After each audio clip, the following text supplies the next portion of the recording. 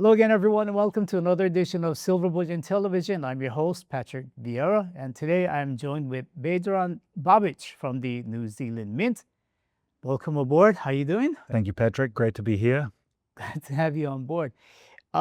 If you could, can we first start with you telling us a little bit about yourself and how you came to be at the New Zealand Mint? Certainly. So I was born in former Yugoslavia, modern-day Bosnia, and towards the end of the Civil War in the early 90s, my parents immigrated all the way to New Zealand. So as a young teenager, I found myself in New Zealand, and it's been home ever since, coming up to 30 years. After going to university there, I ended up in the funds management sector for the last 15 plus years, working for a couple of active fund managers and in leading an investment administration business in New Zealand. And then my next role was CEO at New Zealand Mint. So you could say that my career has been in financial services this entire time. But New Zealand Mint is a business with a really rich history and tradition. It's been around for 60 plus years. It is not the sovereign mint of New Zealand, despite our name, but it is the only precious metal mint in New Zealand. So I'd call ourselves a boutique mint in that we have the only minting presses in the country, and we tend to mint our gold products for the domestic retail market in New Zealand. So business started out as really a bullion trading business many years ago, and it's evolved ever since.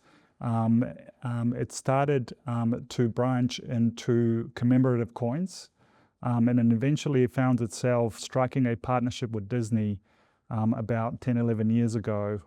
So we were the first company in the world to license Disney and start making Mickey Mouse money. Since then, we've looked to really take that to the next level with the new brand that we launched last year called Agoro, which we can talk a little bit about. Okay, yeah, it's interesting you mentioned all those things because I think 10 years ago, I do remember the Disney coins coming out, and I think you followed up with the Star Wars types of coins Yes. as well.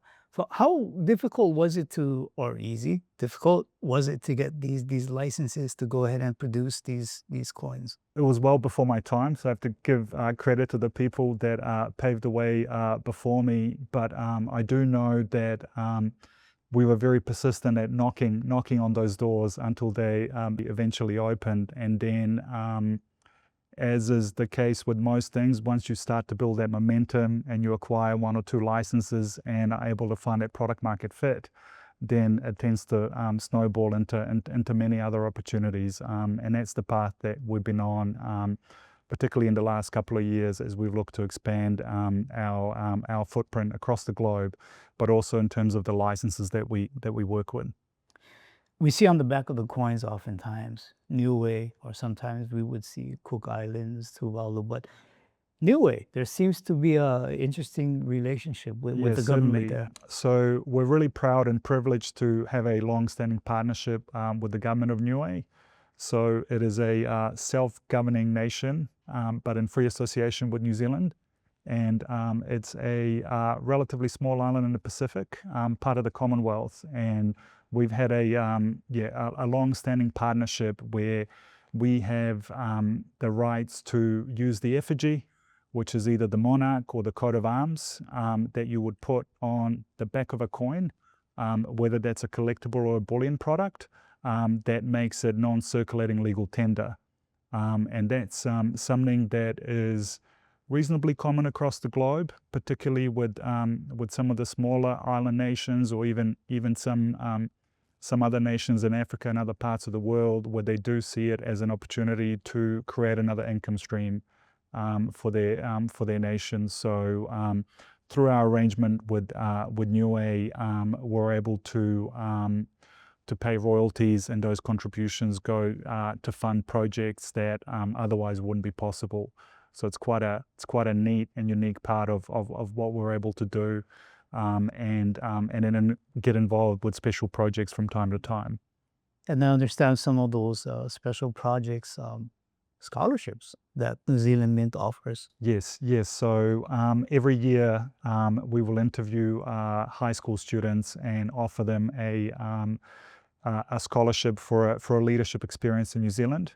So it's part of giving back and building the future generation of leaders in Niue. And then earlier this year, we were really proud to make a monetary contribution to Niue's Ocean Conservation Initiative, which is a world first, to protect the oceans around Niue. Okay, speaking of oceans, a lot of us who do buy coins from New Zealand Mint, the iconic turtle coin, can you give us an update on that? Yeah, certainly we can. So it's been one of those designs that's been synonymous with New Zealand and tying in Niue as well. Done a slight redesign. So for the first time in over a decade. So this is the 1 ounce and the 5 ounce version. And you can see it is effigized, so it carries King Charles on the back. So it is non-circulating legal tender. Now, some of your viewers might be wondering, well, why is it effigized, or what's the meaning of non-circulating legal tender? Well, the first thing, it's non-circulating, so you're not meant to spend it. And if you did, it wouldn't be recommended, because obviously the inherent value in the precious metal alone will be worth well in excess of the dollar denomination on the back. But what it does do is for a lot of investors and collectors, it provides that additional level of assurance that you're not taking my word or a business's word for it, but it actually comes back with a government guarantee in terms of both the mintage, how many have been made, and also the precious metal content. And again, for both investors and collectors, that additional level of assurance is very comforting. And what you'd often find is that it also ends up commanding a slightly higher premium. So without an effigy, it's not technically a coin, it's a medallion. So by doing that, we can officially call it a coin, whether that's a bullion coin, where its primary purpose is for investment, or a collectible coin with a purpose being for collecting.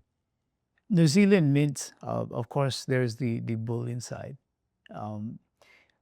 If you could, how much of your business would you say is on the bullion side and then now on the collectible side? So the business is roughly split 50-50. We keep calling it a bimodal business because it is that. And now we have two brands to show for it.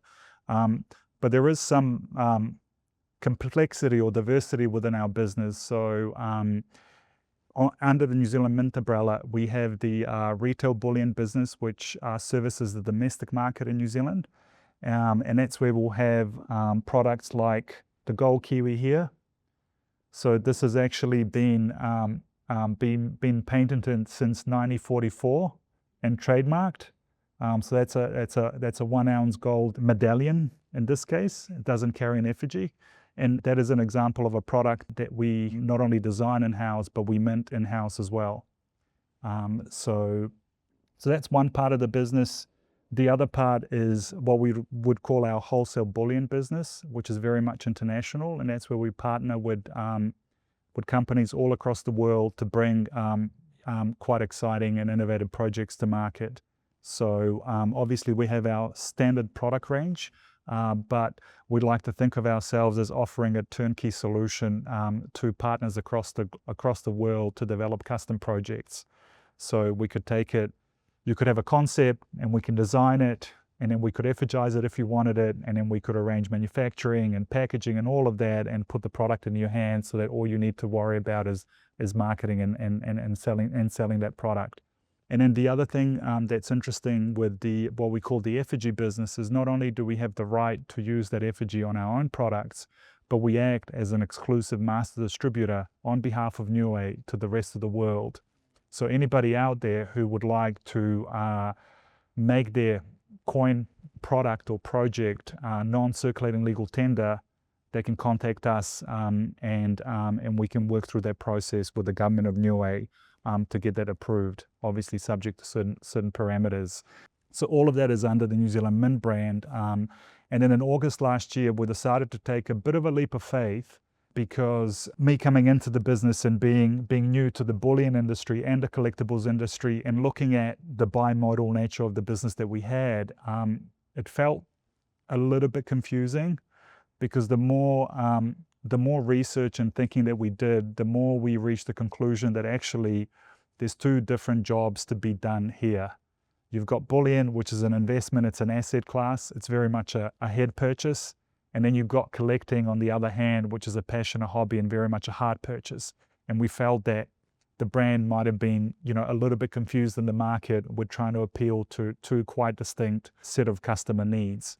So through a lot of research and I guess thinking and looking ahead to go, okay, we were the first company in the world to license Disney and start making Mickey Mouse money.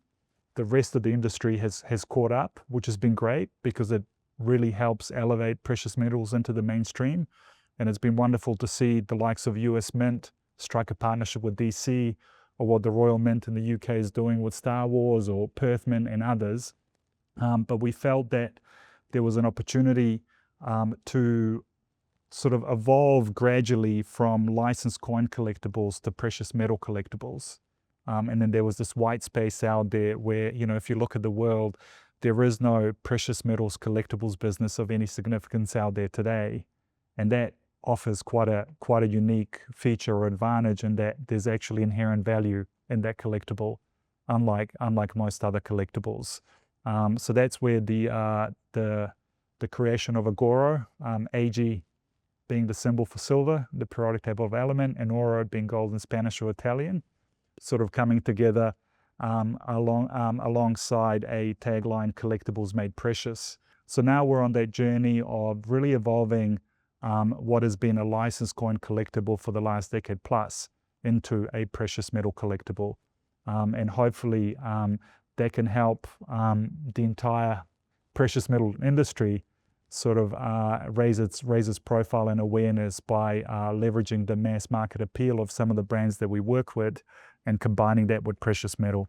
So we're still one company at the end of the day, essentially one company with two brands, really looking to service those distinct needs of customers, or should I say investors and collectors. So with the Agoro brand, what new, I guess, products or what new places will they take the New Zealand Mint and the rest of us to? With Agoro, our goal is to strike this balance between fun and luxury. And fun because all of the IP that we work with, whether it's entertainment or sports, it's a lot of fun. We've grown up watching it, or we watch it to this day and kind of live it through our own experiences. So it's finding ways to really connect with those super fans and master collectors, and bring them into the fold with the products that we create, and the stories that they tell. And the luxury angle really comes from the fact that we're talking about precious metal. It shines, it's beautiful, it's durable. And then once you start to talk about gold collectibles, then you're getting you're getting to price points where you do start to kind of enter in the luxury segment. So for us, the focus has been really on product innovation and making sure that we can find unique and innovative product concepts that connect those fans and collectors with those brands and those stories. So one of those examples is really a world first product which is called trading coins. So it's drawing inspiration from blind boxes or trading cards where you don't know what you're going to pull from that product. So one of our most recent releases is the Star Wars trading coin, which is the original trilogy. So there were just over 5,000 of these boxes. So again, limited mintage. So scarcity is key when it comes to collectibles and really creating that desirability factor. And then it's all about the story that this product is showcasing. The story here is the original 3 movies, which are classic. There's a really strong nostalgia feel to that. So there are 51 designs, and believe it or not, some collectors go as far as collecting all 51, which tells you there's quite a financial investment, not to mention the time and the effort. And there are 6 different rarity levels. So there are 2 1-ounce coins inside, and you'll shortly get to open it. and we'll see what you pull. And one of those coins is from what we call the lowest mintage. So half of the entire mintage is the lowest tier, and then the other half is any one of the 5. Right, and they obviously, as you go up those tiers, there are fewer and fewer of them, and you get all the way up to a gold-plated version of a 1 ounce silver being gilded, through to a 1/4 ounce gold coin. So there are 20 of those, and then this is the first set where we've done a 1-on-1 ultimate chase. So each box has a little envelope. And then envelope will either say sorry, better luck next time, or congratulations, and there's only one. And then you redeem that with us, and what you get back is a 1-on-1 1 ounce gold coin, which is a Death Star, which comes in this beautiful box and packaging. So I'll leave it to you to open it. It does come with Get to open this. It does come with anti-tamper tape. So obviously integrity of products such as this. Okay, let's take a look. Okay, here we go. Fun and luxury. Yeah. Okay. So what you've got here is basically the booklet that showcases all of the various designs. And the thing with each coin is that they're all individually numbered. So people will not only chase to collect a particular mintage or color, and they're all color coded. They will also obviously chase their favorite characters, but they'll also chase their favorite numbers. And the lower the number, the more desirable it is as well. So you can see that you get to the gilded version, and then you've got the 1/4 ounce gold, and then you've got the ultimate chase, which is the 1-on-1. So they're both in black velvet bags. So I'll hold it for you. So you should start on the left, which will be one of the lower mintage. All right, so just pull it out. Sorry, not the lower mintage, but yeah. So straight away you can tell by the color being green what it is. And then what have you got there? So you've got the B-wing fighter. Okay. And what number is that? Number 42. 42, okay. 42 out of 500. That's not bad. Okay, B-wing. Yeah, I'm an old guy. I'm used to the X-wing fighter, so it's a new one for me. And there we go. So let's see what that. It's a very iconic scene from the first one where C-3PO is with Luke Skywalker. Yes, that's a great pull. Even though it's only the next rarity tier, but that's still a great coin. And that's the goal of any product, that even if you don't, win the lottery, so to speak, you're still happy with what you've got because of the design and just the experience, that thrill of the chase and not knowing what you'll get. So you can see why collectors will, a lot of them buy more than one box. And sometimes they might open a couple, and they might leave a couple to the side to see if they age well. I just got to comment on this. The reverse is pretty cool because this casing and the reflection almost makes it look like you're going through the galaxy in some way. It almost looks like it's moving. So I open this guy? You open that, yeah. Okay. The winning ticket is gold. It's got the gold Agoro. Oh, so this it says is sorry. It says sorry, but hopefully you enjoyed the experience of opening a trading coins box. So so that's an example of some of the innovation that we're bringing to both the coin space and the precious metal space, but also the broader collectibles market. One thing with bullion, we do see the same types of bullion over and over, and so these are refreshing. It's nice to see silver or gold. It's still a coin, still a bar, but with a different feature, a different design, different elements such as the trading going on. So I do appreciate it, definitely do. And this concept also carries over, I think, into like your Major League Baseball and other. Yeah, so we had our first Major League Baseball trading coin set release in December last year, and we've got a new one scheduled for August. So one per year, per season. So looking forward to that hitting the market. We've also, for some of our licenses, we have the ability to develop licensed bullion products. So the term that we use for these is specialty bullion. So because they do carry a license, so they have a little bit of a collectability attribute to it.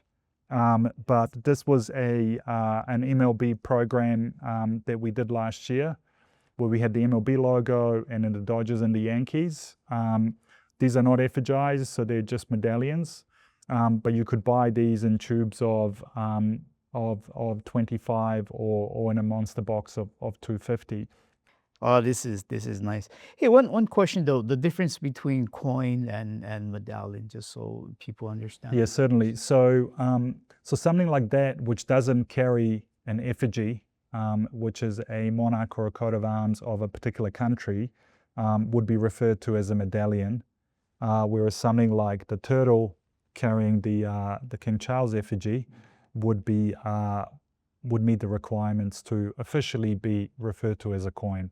Even though a lot of people might just refer to this as a coin anyway because of its shape and purpose, but once you get to once you get to the technical specifications, that is the difference.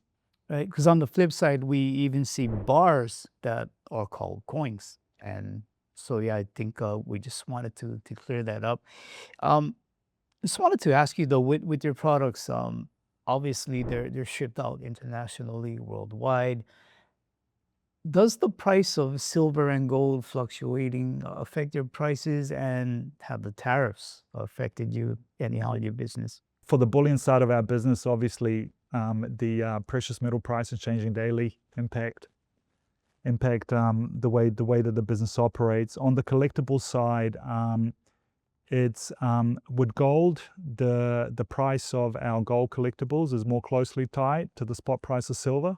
Spot price of gold. Whereas for silver collectibles, we have a little bit more flexibility. But certainly, if you look at most other collectibles outside of precious metals, and you look at what is the inherent value of the amount of plastic or vinyl that goes into that product, or cardboard, or whatever the case may be, you're talking, very, very small percentage of the overall retail price. Whereas for us, a 1 ounce collectible that is, limited to 1,000 to 2,000 pieces might cost anywhere between 120 to 140 US dollars. Obviously, the cost of raw metal being the 1 ounce of silver, that is still a substantial portion of that. So, if, say, the price of silver moves materially over a period of time, then we do need to adjust our prices accordingly. But that's a good thing, because for all of those collectors that have purchased their products prior to that, they're seeing the inherent value of that collectible continue to rise with the price of precious metal. And that's not even taking into account the collectability value in terms of what you might have pulled, or how desirable that product may be. Going back to tariffs, yes, that has had an impact on our business. As I mentioned earlier, as a boutique mint, we mint gold bullion coins and medallions for the domestic market in New Zealand. But when it comes to other products, particularly silver products, that either require quite bespoke technology and capability, or bullion programs such as this, where we're producing large quantities, we tend to outsource that. Now, what's interesting is that for your bullion products, we have a number of partners across the globe. So depending on the customer or the partner that we're working with, they might want the product manufactured in the United States or in Europe or in Singapore. So we're able to work with them to meet their exact requirements. When it comes to collectibles, it is challenging at times to find manufacturing capability outside of China that can do really bespoke products such as the ones that we make. I mean, if you look at this product here, this is one of the Harry Potter books.